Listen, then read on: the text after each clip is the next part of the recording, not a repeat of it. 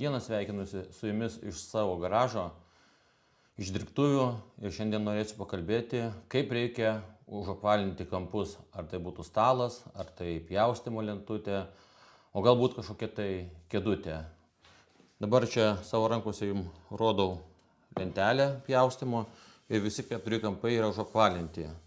Tai šiandien norėsiu paaiškinti pradedantiesiems, ko reikia, kad gauti štai tokius apvalius vienodus kampus. Tarp kitko, šitos visos lentelės bus parduodamos, tai kam bus įdomu, rašykite komentaruose arba e-mailu.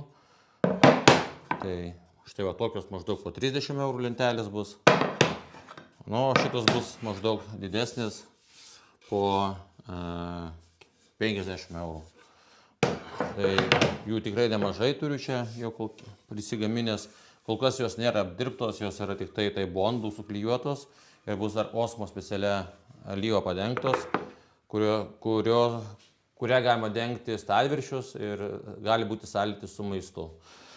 Tai va, kaip gaunasi šitie gražūs, apvalūs, vienodi kampai. Tai ko mums reikės ir kaip tai daroma, ateikite arčiau prie stalo, lentutės patrauksiu ir aš jums viską tai paaiškinsiu ir parodysiu. Dabar ko reikės mums šitam darbui, tai štai tokio šablono. Šablonas turi 3 kampus, aš juos pats pasidariau.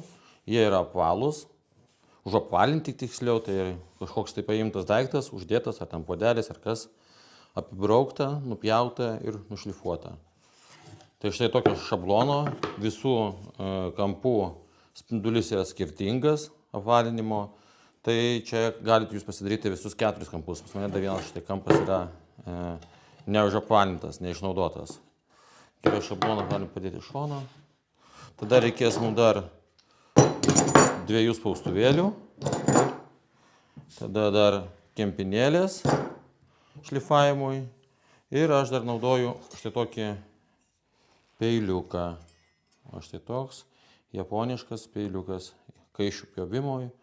Abi 2 pusių reikalingas tam, kad nupjauti nereikalingą medieną. Reikalinga bus mums dar štai tokia freza. Čia yra rankinis frezeris, CMT freza, kraštų lyginimo, taip, su, pavadinkim taip, viršutiniu guolium, gal klystų, gal čia apatinį reikia sakyti, nežinau iš kurios pusės. Kaip hobistas, tai manau, kad čia yra viršutinis guolis, nes freza dabar yra apversta aukštinkojomis. Ir kaip jinai dirba? O jinai dirba labai paprastai. Tiesiog ant ruošinio uždedama šablonas ir freza važiuoja, sąlyginai taip sakykime, dabar važiuoja freza, iš tikrųjų stumiu šabloną, bet tai iš tikrųjų su freza, kai važiuojam, jinai viską pjauna, kiek leidžia pati freza. Guoliukas važiuoja šablono briauna šoninė. Na, manau, čia viskas aišku. Čia yra tik teorija, paaiškinu, kaip taip atrodo teoriškai. Taip, galima pjauti bet kokią figūrą, ar apvalę, ar galite apskritimą netgi išpjauti, galite ir ten kokią bangą išpjauti. Čia priklauso nuo užduočių, kokių jums reikia įgyvendinti. Tai dabar turbūt jau pereikime prie praktikos. Parodysiu, kaip apvalinu kampus aš.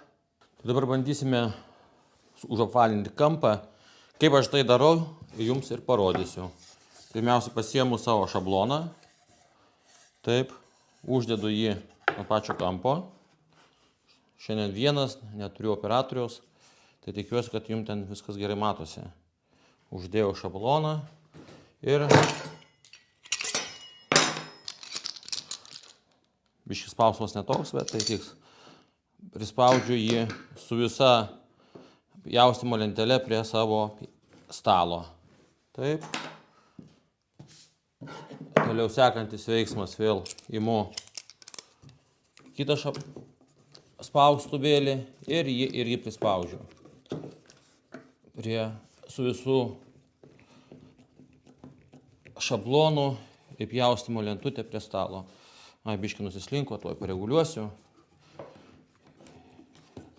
Taip pat šiandien naudosiu savo naują dulkių siurblį. Tai tie, kurie norit pamatyti mano naują dulkių siurblį, nes senasis neturi automatinio paleidimo, o šitas jau turi. Su kuo čia pabelsti? Oi, per daug turbūt. Ne, gerai. O, panašiai dabar. Taip. Tai senasis neturi automatinio siurblio paleidimo, o šitas jau turi. Tai jeigu norėsite, kad plačiau parodyčiau tą siurblį, tai rašykite komentaruose būtinai. Taip, imu tą savo peiliuką, kurį sakiau, ir va štai šitą kampuką nurėšiu. Čia užims kokią minutę, nepilną, tai pagreitinsiu.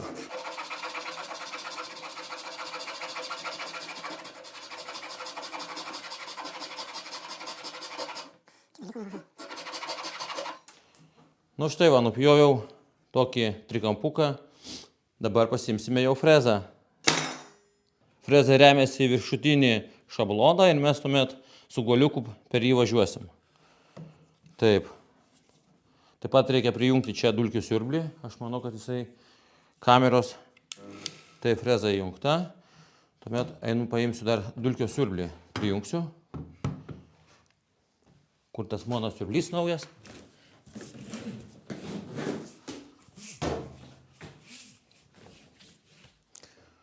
Jeigu bus įdomu kažkam, tai ateityje dar apie šitą siurblį komentarų rasiu, tai papasakosiu. Ir siurblys profesionalus.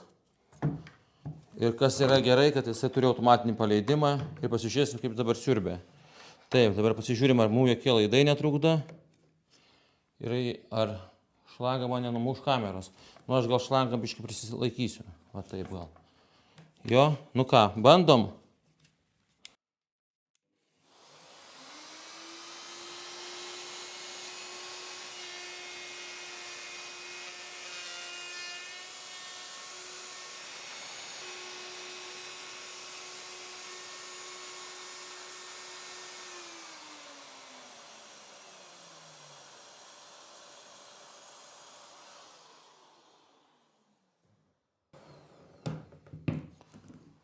Žiūrim, ką mes turim, ogi turim puikų, nuostabų kampą.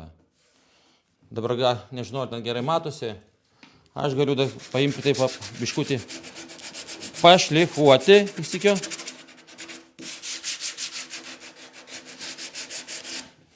Va, nuostabus kampas. Įdomu, aš neužkišau su savo galva, vaizdo neuždengiau. Nu va. Darbas baigtas, vienas kampas padarytas. Atleidžiu, perkeliu ant kito kampo ir čia turbūt jau yra jums viskas aišku. Tai ties šitą natą su jumis norėsiu ir atsisveikinti. Ačiū, kad žiūrėjote. Visus hobistus kviečiu spausti laikus, jeigu patiko vaizdo įrašas. Dalintis su draugais. Na, o komentaruose parašykit, kokiu dar nori pamatyti vaizdo įrašų. Visiems gerų darbų, saugių. Iki, laukit naujų vaizdo įrašų.